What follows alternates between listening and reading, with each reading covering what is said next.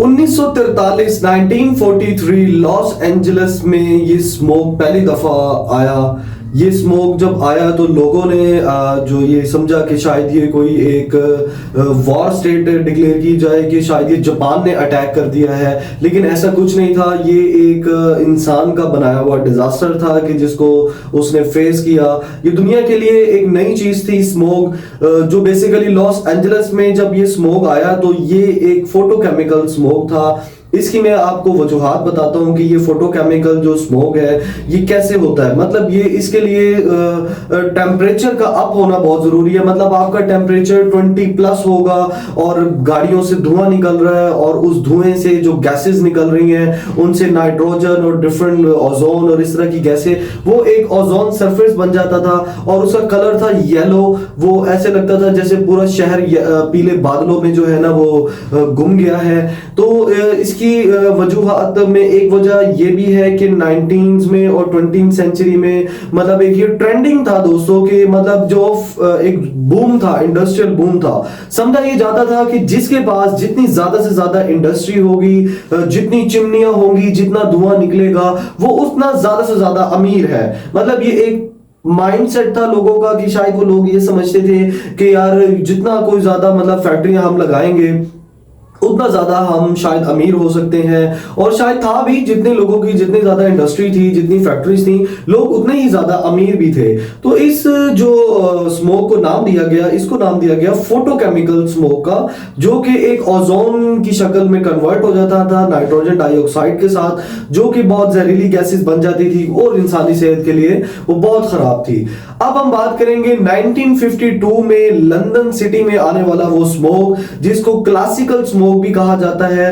Classical smoke मैं बताता हूं आपको कि ये बिल्कुल ही डिफरेंट है फोटोकेमिकल स्मोक से, क्योंकि इसके लिए कंडीशन ये होती है कि विंटर आ रहा होता है, ठीक है, विंटर आ गया होता है या विंटर आने वाला होता है, और उसमें जो मॉइस्चर है, जो हवा में मॉइस्चर होता है, उस मॉइस्चर से और जो नीचे का जो टेम्परेचर है, जो भी पोल्यूशन है, उसकी वजह से जैसे आपको पता है कि सर्दी बहुत ज्यादा पड़ती है लंदन में, लोग लकड़ी का इस्तेमाल करते थे जलाने के लिए, और वही वजह है कि मतलब फैक्ट्रियों से धुआं निकलना और ऊपर से मॉइस्चर का आना और उसमें मिल के जो है ना वो एक ऐसी फॉर्म में कन्वर्ट हो जाना कि मतलब एक फोग लफ्ज है, फोग से ही ये स्मोक वर्ड लिया गया है, क्योंकि फोग और स्मोक मतलब जो नीचे गैसेस जब आपस में हिट करती हैं तो वो एक ऐसी गैस में कन्वर्ट होता है जिसको स्मोक कहा गया है। ठीक है दोस्तों, इसको कहते हैं क्लासिकल स्मोक। इससे यार बहुत सारे लोग जो है ना मारे गए, 10 से 12 हजार लोग का कहना है कि ये लोग मर गए इस स्मोक की वजह से। इस क्लासिकल स्मोक ने 4 से 5 दिन लंदन सिटी को मतलब बिल्कुल अंधेरे में रखा और उनको कुछ समझ नहीं लगी कि उनके साथ क्या हुआ। तो दोस्तों ये थोड़ा सा स्मोक की बैकग्राउंड में जाके आपको हिस्ट्री बताना बहुत जरूरी था कि देखिए हमारा मकसद है लोगों को एजुकेट करना, लोगों को एक्चुअली में पता होना चाहिए कि what is fog and what is smoke. Smoke जो है वो इंसानी सेहत के लिए बहुत इफेक्टेड है, वो उससे बहुत सारी बीमारियां हो सकती हैं। फॉर एग्जांपल कि आपको आंखों की प्रॉब्लम हो सकती है, आंखों का इन्फेक्शन हो सकता है, आपको थ्रोटल कोई मसला हो सकता है, मतलब आपको सांस लेने में प्रॉब्लम हो सकती है, नोज की प्रॉब्लम हो सकती है। और दोस्तों खास तौर पे वो लोग जो एस्थमा के पेशेंट हैं उनके लिए जो स्मोक है वो बहुत ही ज्यादा डेंजरस है, क्योंकि वो पहले ही ऑलरेडी सांस के प्रॉब्लम में है और ऊपर से स्मोक का आना और ये इंसानी जिस्म में सांस के साथ इसका अंदर जाना ये बहुत ज्यादा इफेक्ट करता है एक ह्यूमन बॉडी को। तो दोस्तों ये था स्मोक की एक बैकग्राउंड हिस्ट्री। तो ये है हमारा आज का व्लॉग जो हम आपके सामने लेके आए हैं। दोस्तों देखिए हमारा मकसद है आपको एजुकेट करना, लेकिन यार आपका भी थोड़ा सा फर्ज बनता है कि हमारे चैनल को यार लाइक करो, सब्सक्राइब करो और देखो यार बेल आइकन जो है ना वो लाजमी प्रेस करो। बहुत सारे लोग जो है ना वो हमें बता रहे हैं कि आपकी वीडियोस हमें शो नहीं होती। दोस्तों जब तक आप बेल आइकन प्रेस नहीं करेंगे तो आपको वीडियोस हमारी शो नहीं हो सकेंगी।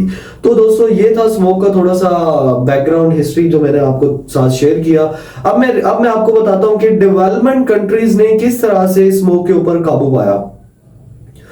1952 में जब ये स्मोक आया दोस्तों, तो लंदन में उन्होंने जो गवर्नमेंट थी यूके की, उन्होंने ये डिसीजन मेकिंग की कि अब जो फैक्ट्रियां हैं वो अब सिटी के अंदर नहीं होगी। जो मेजर सिटीज है ना, अब ये फैक्ट्रियां उनसे निकाल के मेजर सिटीज के बाहर शिफ्ट की जाएंगी, ऐसी जगह पे जहां पे पोल्यूशन कम हो, पॉपुलेशन कम हो, तो उस जगह पे उन्होंने मूव किया। और दूसरा उन्होंने क्या किया कि उन्होंने अपने जो आवाम थी उसको जो है गाइड किया कि आप लोग लकड़ी के जलाने का इस्तेमाल कम से कम करेंगे, अब हम नेचुरल चीजेस की तरफ नहीं, अब हम इलेक्ट्रिसिटी का यूज करेंगे, इलेक्ट्रिक हीटर्स का यूज करेंगे, ताकि ये हवा में जो है ना सल्फ्यूरिक एसिड पैदा ना हो सके जो कि स्मोक में कन्वर्ट हो जाए। तो ये थी डेवलपमेंट कंट्रीज जिन्होंने इस तरह से काबू पाया। इसी तरह अमेरिका में लॉस एंजलिस में जब ये हुआ तो उन्होंने कोशिश की कि इलेक्ट्रिक व्हीकल्स में जो है ना वो मॉडिफिकेशन लेके आ जाए, मतलब व्हीकल इंडस्ट्री जो थी उन्होंने कोशिश की कि कम से कम धुआं निकालने वाली गाड़ियां बनाई जाएं, और उन्होंने भी यही डिसीजन लिए कि फैक्ट्रीज को out of the way move किया जाए, out of the city move किया जाए।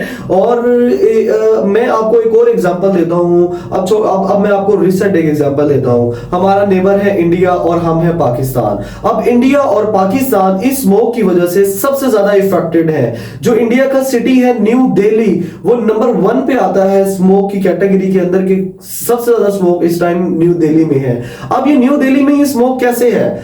जो इंडियन पंजाब है वो क्या करते हैं, वहां के जो फार्मर है वो उनका जो मटेरियल बच जाता है ना, जो कि वेस्ट मटेरियल होता है, वो उसको बर्न कर देते हैं। अब जब हवा का प्रेशर न्यू दिल्ली की तरफ हुआ तो वो सारा कन्वर्ट हो गया न्यू दिल्ली की तरफ। न्यू दिल्ली वैसे ही पॉपुलेटेड सिटी है, उसमें गाड़ियों की तादाद बहुत ज्यादा है, जो गाड़ियों से निकलने वाला धुआं था और वो जो एयर से वो जो स्मोक उस तरफ कन्वर्ट हुआ। तो मुझे लगता है न्यू दिल्ली सबसे ज्यादा इफेक्ट इस वजह से है, हवा के प्रेशर की वजह से भी, कि हवा का रुख उस तरफ है।